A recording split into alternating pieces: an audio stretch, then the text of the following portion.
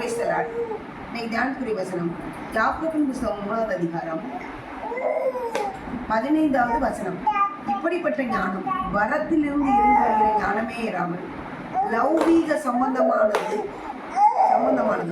ஜென்ம சாபத்துக்குரியதும் பேய்த்தனத்துக்கு அடுத்ததுமாய் இருக்கிறது அப்படின்னு வசனம் சொல்லிடுது. எப்படியானது இது?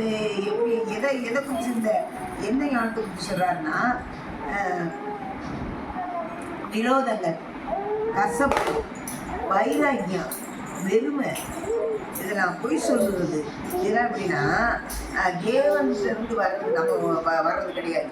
இதெல்லாம் பேய்த்தனத்துக்கு ஒத்ததாக இருக்கலாம். இந்த ரசிக்கப்பட்ட பிள்ளைகளுக்கு இது மாதிரி காரியங்கள் எப்போதுமே வரக்கூடாது. அது கசப்பு இருக்கக்கூடாது, விரோதம் இருக்கக்கூடாது, பெருமை இருக்கக்கூடாது, பெருமை ரத்தாவே இருக்கக்கூடாது,